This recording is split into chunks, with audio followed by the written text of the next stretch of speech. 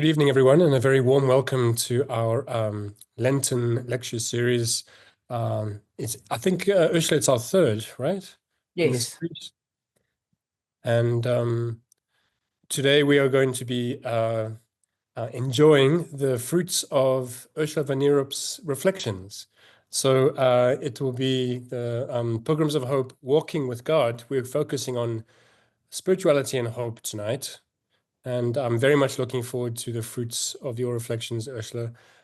So when you're ready, please feel free to lead us through those reflections. Thank you. Super. Thank you, Grant. I've decided this evening to look at, or I was asked, or my brief was, to look at the Jubilee Year, Pilgrims of Hope, in context of the universal apostolic preference of the Society of Jesus, which is showing the way to God. And I've linked the two by suggesting that we're walking with God. And essentially, I'm looking at the spirituality, or our spirituality in the Jubilee Year. I'm a little bit kind of nervous about this because I'm not an academic.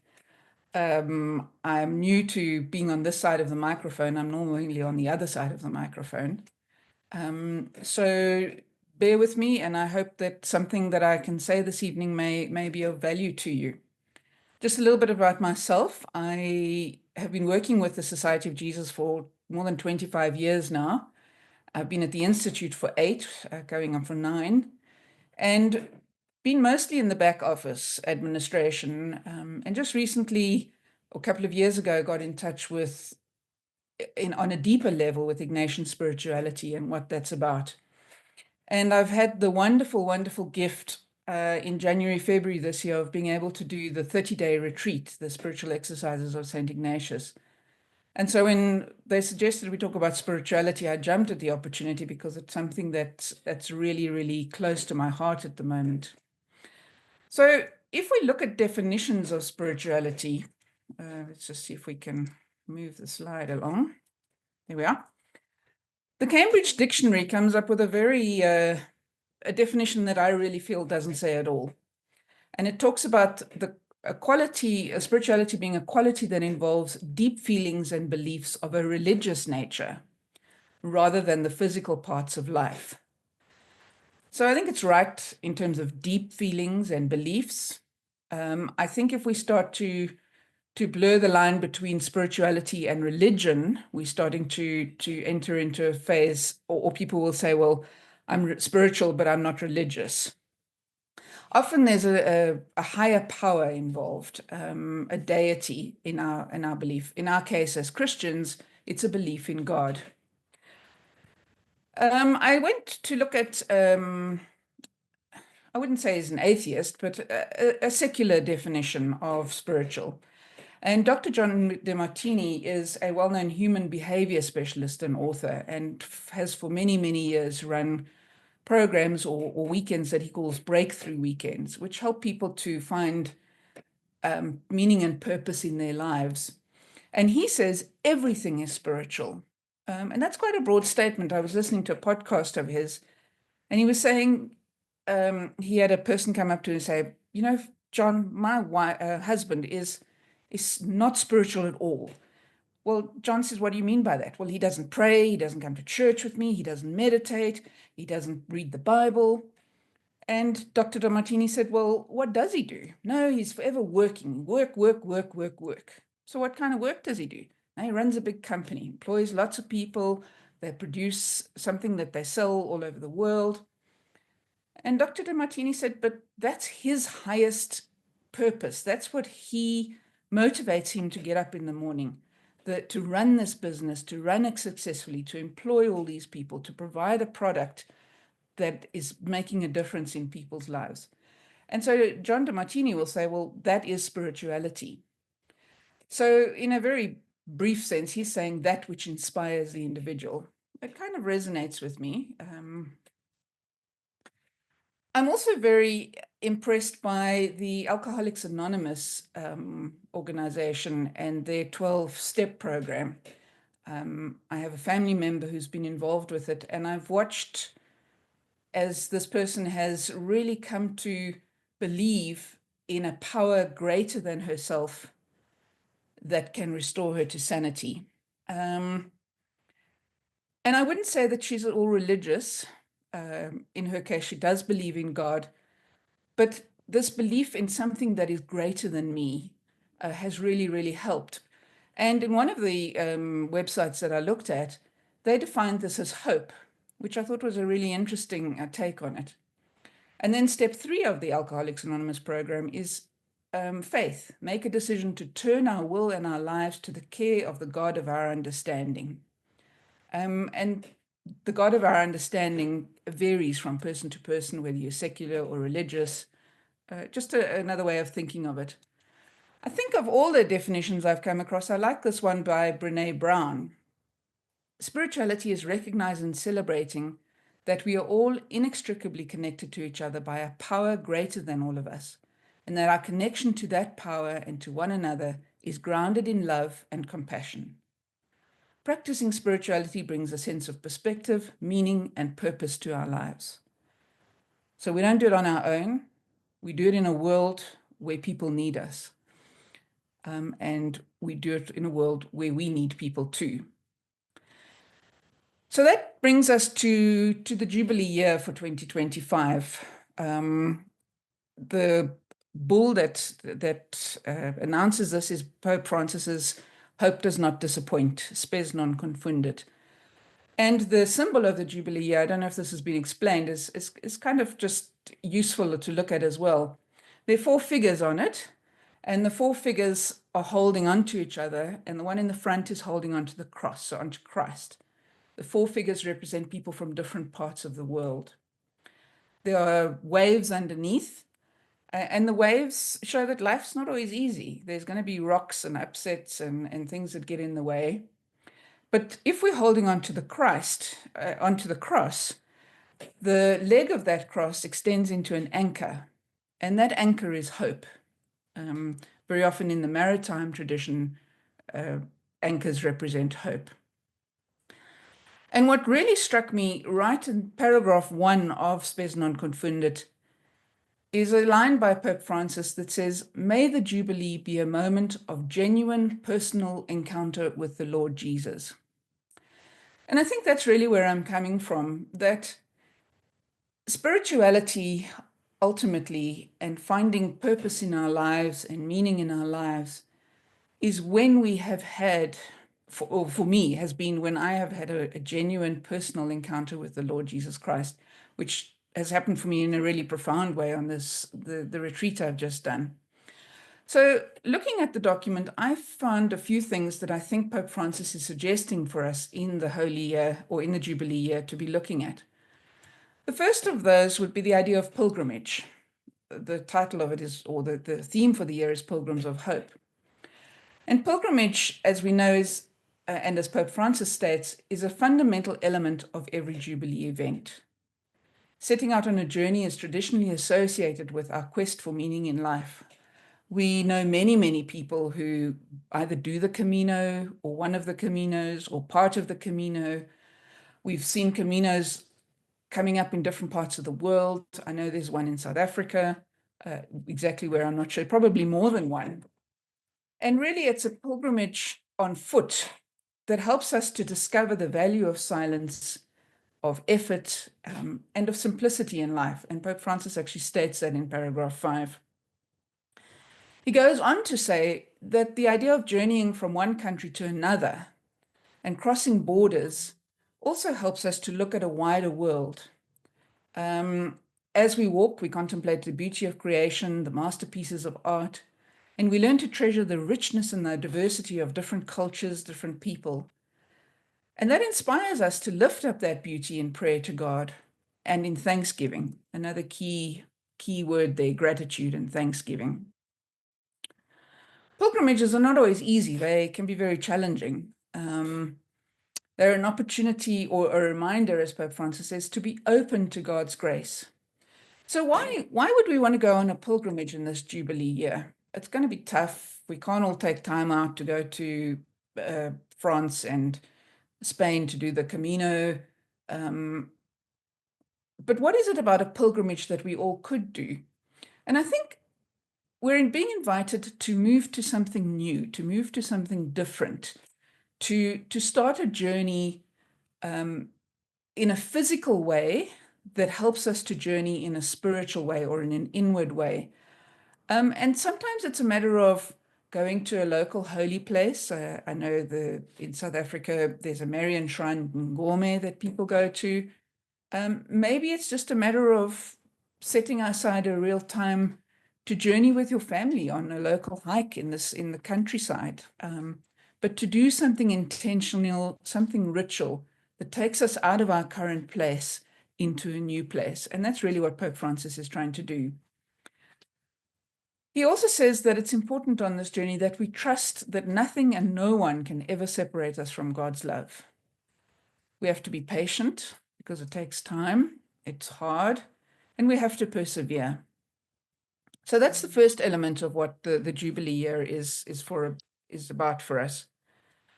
The second element would be for me that it's about reconnecting with God, about establishing and fixing our relationships with God.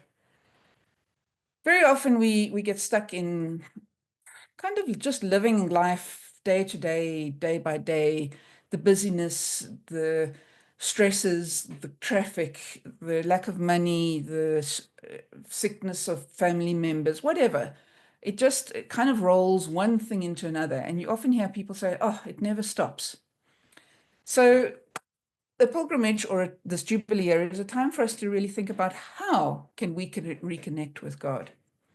It's an opportunity to let go of some of the baggage that we're carrying around, an opportunity to say, well, yeah, I'm guilty about X. Let me make that right with God. Let us ask for forgiveness. Let me move on. Let me find a way to let that go. Let me forgive somebody for something they've done to me, whatever our baggage might be. Sometimes it's material. Our houses become cluttered and overburdened with stuff that we no longer use and no longer need. So is it time to really shed some of that and make place for God? It's a night time to be really intentional about prayer, to include some silence in our lives where we can listen to God.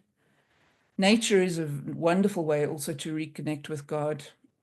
And it's important, I think, that we remember that we're not doing this alone, that there are companions on the way. There are people who we need and there are people who need us. And no journey is without its ups and downs. There are mountaintops that we can see large vistas from, and we can stand on the top of the mountain and just really enjoy the view and the openness and the spaciousness. And we can get into a valley where it's dark and dismal and we don't know how we're going to ever get out of this. So all those things are things that we can bring to God in this time of the Jubilee year. And in very Catholic terms, Pope Francis invites us to participate in the sacrament of reconciliation and to receive the Eucharist. But I think that those are just, the intention behind that is that a lot of the baggage we carry is the need for forgiveness. We've turned away from God. We've, in our busyness of life, sometimes intentionally, sometimes not intentionally. And in order to right our relationship with God, it's often very important to just recognize that we have sinned, that we have turned away, and to ask for forgiveness for that, whether it be in the sacrament or whether it be in our actions or just in our prayer. And to receive the Eucharist. The Eucharist is a sign of belief in God, a sign of communion, again, belonging to the community, fixing things that are in the community. The last thing that Pope Francis says in this year is, because we're part of a community, we also need to respond to the world around us and to the people around us. So he says, journey to God, fix your relationship with God, go on a pilgrimage, fix your relationship with God, and then respond. Again, in Catholic terms, do a corporal work of mercy, which is a rather outdated term, but it still exists. Do something good in the world around you. And the key areas that he would like us to look at is the idea of peace. There's so much war, there's so much trouble. How can we promote peace? So we can't go into a war zone waving white flags, but we can work on peace in our own environment. An openness to life. Life is cheap. how do we encourage and how do we live a life that shows that we value the dignity of life, the importance of life? And then he says, we're called to be tangible signs of hope to those who experience hardship of any kind. And he goes on to mention prisoners, migrants and displaced people, those suffering from illness and disability, the elderly. He has specifically intention that we work with youth, as Sean discussed with us last week. And then the poor in many, many forms, poor in spirit, poor in material goods, no jobs, no opportunities. I mean, in South Africa, we don't even have to go very far to find beggars on the street. People in really, really dire straits. And I think, again, just to reiterate, when we've got a relationship with God, God immediately calls us to move beyond ourselves to the companions on the journey, that we do not travel this road alone. So spirituality for me, again, is not just about myself. It's about placing myself in the right relationship with God and being inspired and working with God then to make a difference in the world. Some of us find religious practices useful, like confession, Holy Communion, benediction. Some of us don't. And I think that it's the intention behind how we're living and how we relate to God and the people around us that's important. Spirituality also cannot be imposed on others. And I think this was something I was really reflecting on quite a lot. I cannot tell you how to be spiritual. You cannot tell me how to be spiritual. And I can only show you what I believe spirituality is and how I'm finding my meaning in my life through my belief in God and my relationship with God. So if we take that then to the universal apostolic preferences of the Society of Jesus, the one that we're looking at today is the first one, showing the way to God through the spiritual exercises and discernment. Now that's kind of quite specific. I didn't realize, when I thought of the apostolic preferences, I thought about Ignatian spirituality. But the spiritual exercises and discernment is really very specific. And I want to just unpack that a little bit in the light of what we've done with the Pilgrims of Hope. And I think there's some parallels. The spiritual exercises were written by a man or a saint now, Ignatius of Loyola, who lived from 1491 to 1556. He started writing the exercises about 500 years ago, as he was seeking to know God and to discern God's will in his own life. He really used his personal experiences and insight and put together a collection of prayers, meditations, reflections, directions over 20 or 30 years probably, as he sought to know God and to really see where God was working in his life. And Ignatius, through the spiritual exercises then, has offered us what we broadly term Ignatian spirituality. So those who are regular followers of the Jesuit Institute will know that that's what we teach, what we help people with specifically, is spirituality in the tradition of Saint Ignatius. Ignatius was really, his key learning and understanding was that God speaks to us through our desires and our dreams and our imaginations. He was wounded very badly in 1522 by a cannonball to his leg, which shattered his leg, and he spent many, many months recovering. He had it reset twice, and in those days there were no general anesthetics or anything. And all he could read at that time was a book of the life of the saints and Vita Christi.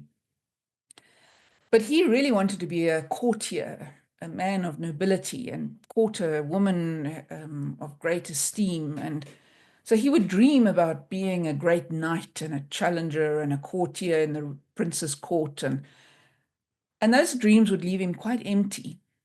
And then he would dream about being a great saint, because he'd been reading about St. Dominic and St. Francis. And those dreams would leave him feeling quite fulfilled. And that was really the beginning of his understanding that God was calling him in a specific way. In other words, discerning the beginnings of the discernment of God's will for Ignatius in his life. The spiritual exercises, as they've written, are really not something to be bought and read. They are a guide book for somebody to direct another person on a journey, really. And there are four main elements or four parts to the spiritual exercises, if you want to call it that. The first would be, sorry, I'm trying to get to my other screen. The first of these is a time of self-awareness, becoming aware that we are loved by God, and God is willing to forgive all our weaknesses, and we need to notice those in order to get forgiveness for them, because very often we tend to hide things from God, we tend to hide things from ourselves. And so the first part of the exercises is a raising of a self-awareness that we are deeply, deeply, deeply and profoundly loved by God. I have loved you with an everlasting love. And that's quite something that we really don't live in our lives and experience. So that's the first part of the exercise. The second part is about identifying, they've called it here self-giving, and it's about identifying with the life of Christ. So the second part of the exercises is spent praying the life of Christ with Christ, imagining that we're walking with him, that we're doing the things with him in his life. And if we're walking with him, what is he calling us to? What is he asking us to give in return for that relationship that he has with us?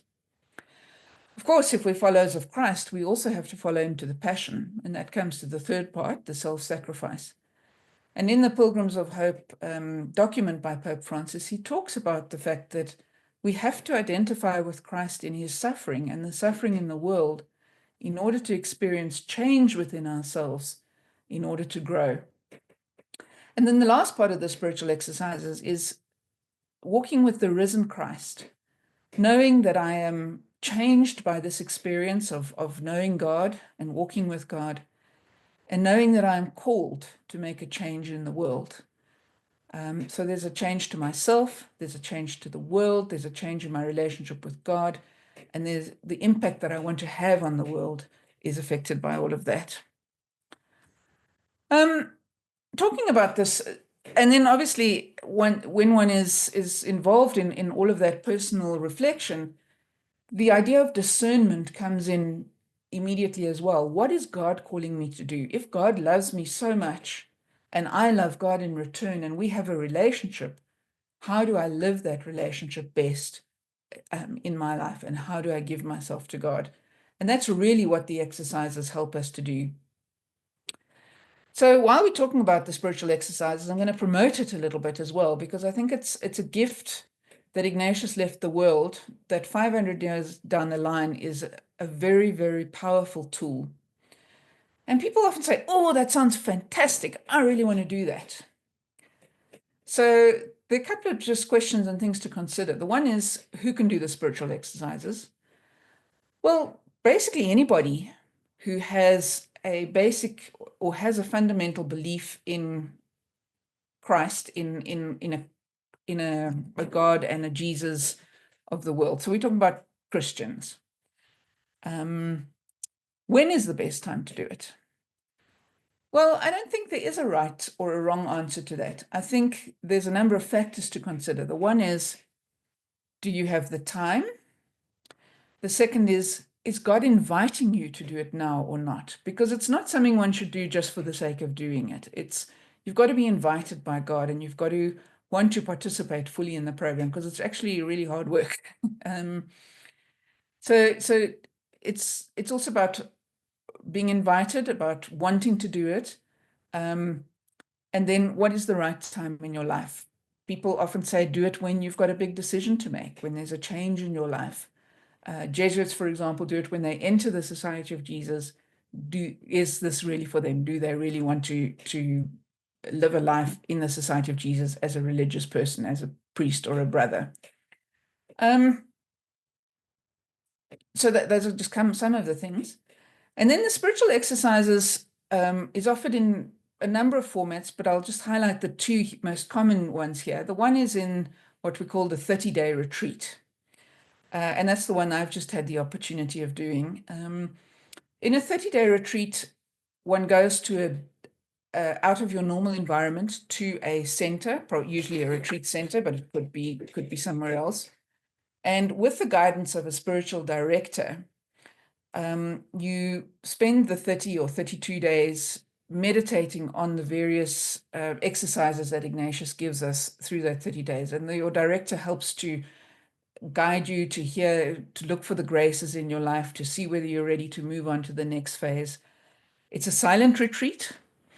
And to just remember that, if you're going to a retreat place for 30 days, that can be quite expensive because it's accommodation, it's the director, it's travel to the place, that sort of thing.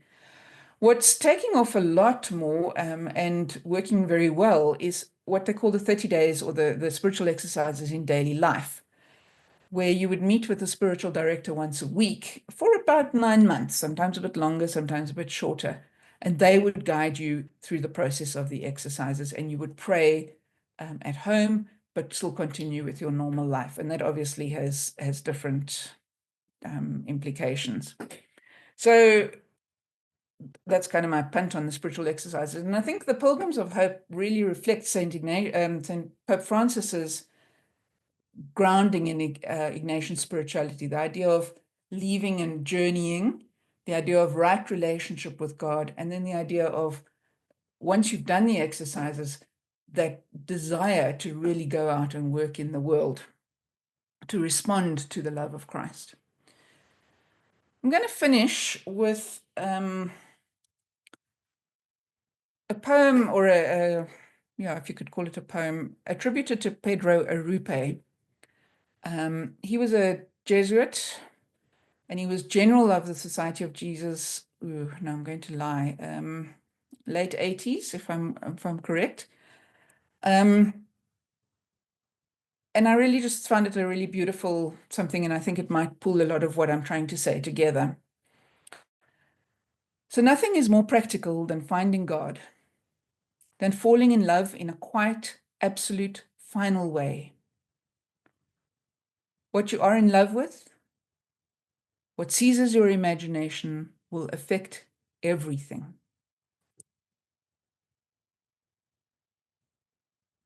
It will decide what will get you out of bed in the morning, what you do with your evenings and how you spend your weekends, what you read, whom you know, what breaks your heart, and what amazes you with joy and gratitude. Fall in love, stay in love, and it will decide everything.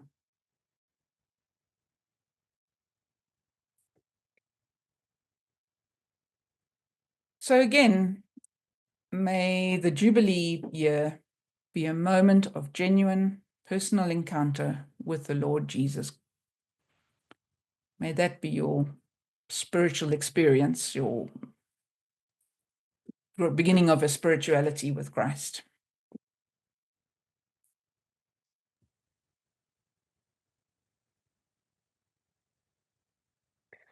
Ursula, thank you so much for your reflections.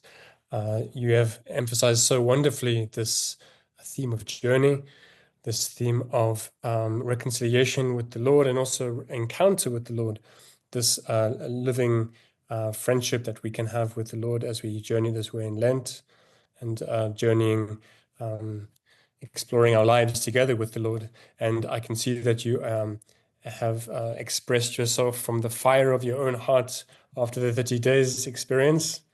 Thank you so much for that wonderful sharing, generous sharing of your experiences and thoughts on this topic.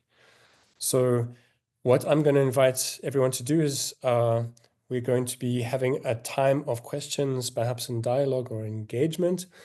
I think what we've learned in the past, Ursula, is that if we do the questions on the chat section, is that better? I think if you want to have maybe a dialogue or engagement with Ursula and what she's been sharing with us tonight, if you wouldn't mind sharing your questions with us on the chat section, and then we can take it from there, that would be wonderful. So if you feel you want to write a question in our chat section, we can continue that further. Yeah, a question or a comment or... Yeah, it can be a comment, any particular aspect that intrigued you or you felt was interesting for a comment, please feel free.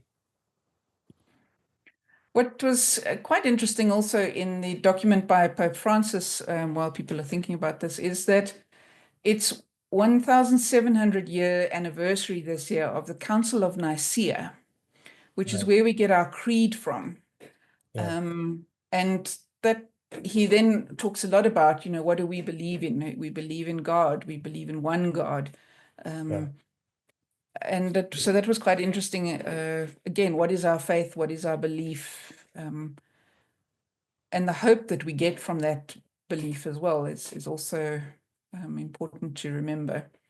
I got a little bit sidetracked about no hope, but my sense for me is that if I have a relationship with God, in some ways the hope is there because I have this very powerful encounter with the risen Christ who just looks after me, kind of thing, and it's not always easy. Sometimes it can be really, really hard.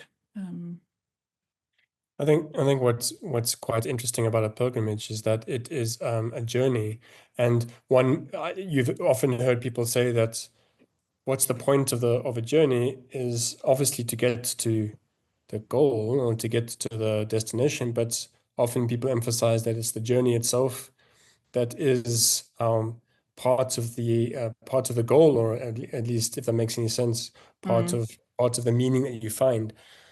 And I think that you brought that up really well. Journey is often not always easy, but it is walking with the Lord, the resurrected Lord, that allows us to kind of look at something through the eyes of love or hope or faith.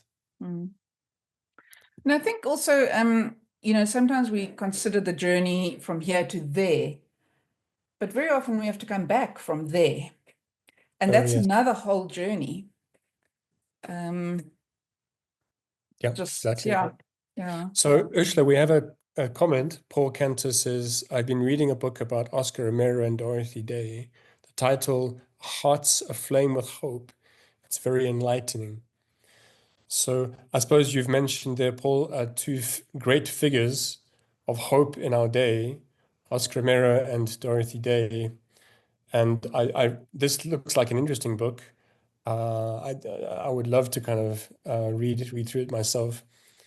I think certainly, I don't know what your reflections are, Paul, about that book at the moment, but the lights that they give Oscar Romero and Dorothy Day, they were certainly they proved the point, Ursula, that you were making, that spirituality is so much more than just about us. It's so much more than just about our own personal journeys. Oscar Romero and Dorothy Day really gave so much hope to others by just the activities that they had for other people. They've left their mark on society because of the love that they had for other people, because of the contribution that they made to the lives of other people. And I suppose that was your point, Ursula, that when spirituality does its thing in us, it leads us out into the world and into relationships and into making a service, to making a contribution. So Stephen Rule says, thanks, Ursula. Are you able to identify any specific or tangible changes in how you engage with Christ subsequent to your retreat experience? Oh my gosh, Stephen. How do you want to answer that, Ursula? Go ahead. How? Yes, is the question. Do you drink less coffee, perhaps? No, not at all. Coffee's still essential. So I was just reflecting, it's about 6 weeks since I came back from the retreat, and having had 30 days completely away in silence is a really interesting space to be in. And then to re-enter the world knowing that there's family and work and whatever was quite daunting in some ways, because that artificial bubble of the retreat really creates space for encountering God and for meeting with God. But I think coming out of it, I think what's been really important is, how can I put this? The cat's now come to visit.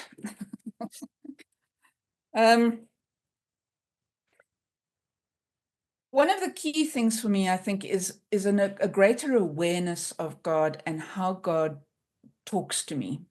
Not in words, but in what I see and what I do and the people I meet. And so while I don't have hours and hours to pray, the light on the clouds the other evening as I was driving home was a moment of God profoundly touching me. I'm aware now of listening to invitations in myself that I now know come from God. Take time out, go for a walk with the dogs. Have you thought of praying today? You know, a kind of, yeah, it's difficult to describe. Am I making any sense? So it's a Yeah, sort of, yeah. absolutely. I think what you're talking about, I mean, most powerful spiritual experiences are difficult to put into words, really. And what you are really trying to express is a ongoing and deepening relationship with the Lord, Yeah, and maybe an invitation to a greater awareness of how that encounter happens in everyday life. yeah. So the special gift of a time away from life is actually how to find God in the life, In life, yeah, in daily life. So yeah, that's very beautiful. yeah. Thank you And I for think sharing that. also for me, the big experience was, so one of the things that Ignatius asks in the retreat is that you pray for 5 hours every day. So it's a 5 1-hour slots is what he recommends. And I was with a group of religious sisters who were such holy people. They could sit for an hour in the chapel and pray. I could not. I just could That's amazing. not. First of all, those benches were so uncomfortable, but I tried. But for me, it was often, and then my director said to me, but Ursula, you've got a family of 5 children. You work as well. You've never had an hour to pray. I said, yeah, you're absolutely right. Because even when I go to mass, I remember saying to God when one of my children was little, if you get 5 minutes, please use it, God, because that might be all you get. And essentially that I realized that that's how I've always prayed. I've found God in the little things, in the moments, in the few minutes that I do have. And I've learned to listen to God in those. And the retreat emphasized that for me again, because coming out, I still can't pray for an hour at a time. Yeah. And even though I think I should, that's not me, and that's not my way of relating to God. Praise you So can. Yeah. it's again just continuing to pray with the way that has worked for me in the past, worked in the retreat, and will work in the future. And so it's about awareness, about openness. So the word openness to God. And I think what's really powerful is it's a very intimate encounter with God. And once you've experienced that, you don't lose it very easily, I should imagine. So I think it's about fostering that relationship and keeping that intimacy going. Thanks, Ursula. Paul Cantor, I think, was following up on his question. Dorothy Day found hope in the surrender of oneself, responding to the mystery of God's love for humanity and for oneself by glimpses of brotherhood in play and suffering and serving and waiting for God. Thanks, Paul. I think that's really, really a good summary of, I suppose, service, a life of service, and responding to God's love. Tony Rowland says Pope Francis' doc on the Sacred Heart Delixis Nos was produced after the Jubilee document. It could be helpful to reflect on the two docs side by side, as I've done in the Marfam Thoughts for the Day. Dian is almost more spiritual than the Jubilee doc. Oh, okay, so Delixit Nos. Delixit Nos is a very, very good document that Pope Francis produced on the Sacred Heart. And Tony, you're introducing us to a wonderful document there. And I think that it's an invitation to think of the preciousness of the Sacred Heart. And of course, the Sacred Heart is really about compassion. It's about God looking at the world and wanting to help everyone to experience life to the full, and inviting us to try and help others around us, inviting us to a deeper awareness. And maybe if I can just read you some other ones, Ursula. Gregory Falcana, thank you, Ursula. Based on your definition of faith and hope, how can we preserve a worshipful spirit beyond the Sunday services? Do you want to give us some thought to that? So I think this idea that we're always on a journey, always on a pilgrimage, and on a pilgrimage to God. And it can be sometimes be as little as the journey from work to home, or from home to work every day. That's a pilgrimage. And who do we encounter on the way? And how do we react on the way? And what do we see in the world around us on the way? Do we find ways to engage with God on the way? Do we notice the beautiful clouds? Do we see the eyes of Jesus in the beggar at the street corner? And that makes me sound awfully holy, because it's something that it's something that we need to be able to see Jesus in the people around us, in the things around us, and that for me is how we preserve the worship from the Sunday services. A big thing for me is I remember hymns and I sing them around in my head for hours sometimes, a line, a chorus. And those are invitations for me to connect to God. It's God saying, notice this, I'm talking to you about this. Sometimes it's a petitionary thing, sometimes it's a praise thing, sometimes it's a sorrow thing. There's a lot of, so that comes out of my Sunday service. Yeah, does that answer the question? Yeah, I think that's great. I think what you, just in line with the rest of your sharing, I think the invitation is to find God in our experience in everyday life. And I think Ignatian spirituality gives us the richness that we really seek during our everyday life, to pay attention to the nudgings of our hearts. I like what you had to say about when you have a little bit of a desire to pray, it's not just a nice feeling, but it is also an engagement with the Lord, because the Lord is behind that nudging. He's calling you. And I suppose we can hope that as we practice our spirituality, that we're led more and more into that awareness of God in the ordinary moments of our day. So when we are waiting at a traffic light for the red, and we see the people around us, and we see the people near us, to notice God active in the world, and notice God active in the people around us. So thank you, Gregory. Thanks, Thank Ursula. you. Yeah. Sister Princess Anne, good evening. For me, the part of after the spiritual journey, the embracing and integrating in daily life in the community and ministry, as we at times do not get that encounter with God together or at the same time. How does one then share the beauty and peace that one has experienced without imposing? So for me, what's really key, and I get this from a story that somebody told me once as to the reason why they became a Christian, because they saw the way the person shone, was the word they used, when they spoke about Jesus and their belief in Jesus. And it's such a powerful image, because if we are not shining with the love of Christ and showing that to people, then we're not going to be inviting people to become Christ followers.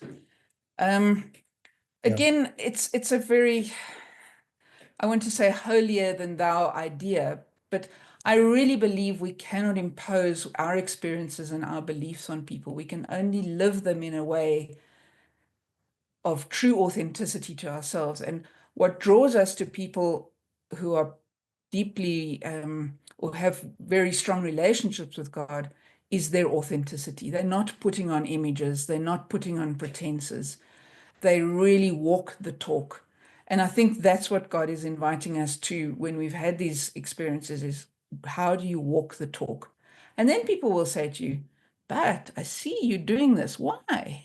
You know, then use your opportunity to say, this is my experience. This is my encounter with Jesus or God. So But the yeah, little sisters and not always brothers easy. of And Jesus have yeah, that and I experience of, sorry, go on. Yeah, and I think it's, you know, we don't have to go and stand on street corners to do this. We can do this in our everyday encounters with people.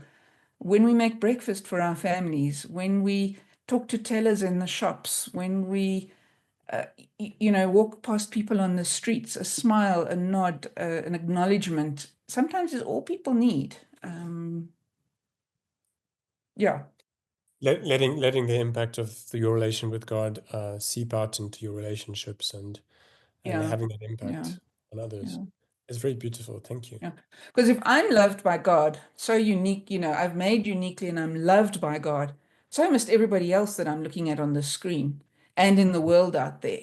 You know, it wasn't only about me, it's about everybody. And if I can see God in everybody, that automatically also changes the way I perceive the world. So, yeah, not easy at all. Not easy at all. But But that's certainly a beautiful thought, and yeah. that's really lovely. Thank you. Sherry Lynn, Ignatius invites us to embody our prayer, and I sense this in the way you interact as a wife and a mom, Ursula. That's from Sherry Lynn. That's amazing. Thanks, Sherry Lynn. That's an awesome comment. Yeah, thank you, Sherilyn. Tony Rowland has asked you to share a little bit about the examen, and Cecilia asks, can you please repeat about openness to life? Let me do the one about openness to life because that's specifically in the document. And Pope Francis is referring to a number of things in this. One is the fact that families are getting smaller and smaller and smaller, and we in some countries have negative growth rates. Now, again, there's a huge debate around this, and I don't want to get into that, but Pope Francis is encouraging us to say children are a gift from God. So having children is a gift, and all couples should consider this as part of their marriage. Responsible parenthood is also a gift and also important in that. So it's not only having children, it's also being responsible parents. We can look at the euthanasia that's becoming more and more prevalent, and countries saying that yes, you can, and there's laws to do it. We can look at abortion and abortion laws. We can look at, I think just in this country, the fact that you can get shot for your handbag. We've lost the dignity of life. We've lost the fact that life is important, whether it be a tiny little seed or whether it be a human being, or whether it be an old person who's been renegated to a old age home and just left in the frail care center with nobody to visit, nobody to love. We've lost that dignity of life. And I think Pope Francis is saying, let's be open to the fact that God gives us life in this world, that there's, you know, children are important, families are important, old people are important. War and peace is the same thing. It comes to the fact that life is lost and there's no openness to keeping people. So I That like answer your question? What Pope Yeah. Francis says about Amoris Laetitia. Amoris Laetitia, that's the post-synodal apostolic exhortation after the synod on the family. He speaks about the fruitfulness of families, not just perhaps in the children that the family produces, but the love that the family has then overflows in principle, ideally should overflow into the society around it. Yeah. Yeah. And that in that way also be life-giving to those around the family. And I think you brought that out really well in when you were saying in all of our engagements with others, we can let the impact of our spirituality, the impact of that relationship that we have with God spill over into the lives of others, and let that be our witness, because we don't actually have to preach so much about God, but by our actions, by the love that we have, by the warmth of the interaction we have, we can actually witness to the power of that spirituality inside us. It's very beautiful. And I think as a society, we have an important role as well to look after the welfare of children, to look after the welfare of families who are struggling.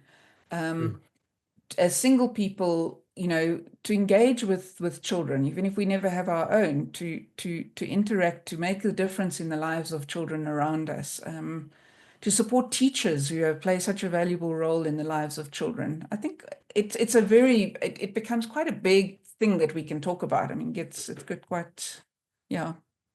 Beautiful. Then Tony's question was on the examen. Yes.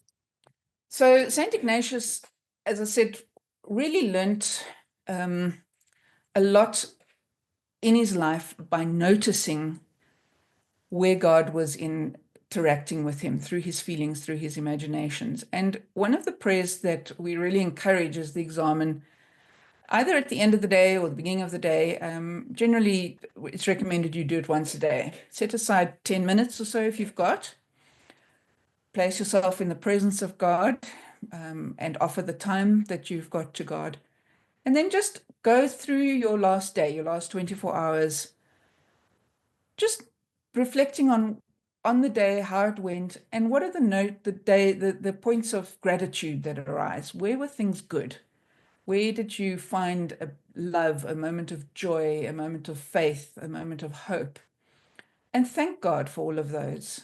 Could be as simple as interacting with your kitten in the garden, to the beautiful flower you saw growing in the middle of the busy highway. So, there's lots of things around that. So notice where the good things are in life, and notice that those are from God. They're gifts from God, and be grateful for them. The next part is to, as we all do, we tend to find the sort of negatives in our life. Ooh, I was a bit short-tempered with my boss this morning, and I shouldn't have said that in that way. Ask forgiveness for the times when we notice we've done wrong. We're not looking for them. They just happen to, they're part of our lives, and we notice them and we ask for forgiveness and we let them go.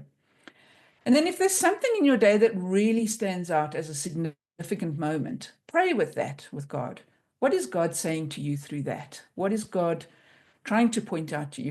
In the beginning, it's not obvious, but it's as we do this regularly, we start to notice the movements of the Spirit, the movements and the graces that God gives us in our lives. And that's a way to keep our retreat alive, Tony. So thank you for raising that. I think it's a really, really lovely mentioning. And then, very importantly, we ask God for the grace for tomorrow or for the next day. And it's again a learning on this retreat for me particularly, is to articulate what I want. And sometimes we don't know, so we ask for the grace to get the grace to know what we want. But if we can articulate what we want, very often it becomes more clear in our own minds what we're needing and we're requiring or we would like from God in our lives. Thank you for that. The examen is a wonderful prayer, and I think the beauty of it is that it can be so short. It can be 10 minutes, it can be 15. And we're looking at the activities of God in our hearts. And I think what's so wonderful about this is that so often we consider the route of hope or the route of happiness as a personal journey where we are constructing our own lives towards hope or towards happiness or towards peace. But it's lovely to think that it's not just us that are building our life, but God's calling us into life, that He is attracting us somehow, that He's drawing us to Him. And it's a loving, it's about cooperating with that love that's drawing us further on. Thank you. Awesome. So Yeah. we're getting near to the end of our time for our current lecture tonight. Is there anything else that someone wants to comment that they want to make, or a question perhaps for Ursula that they want to have? I want to ask.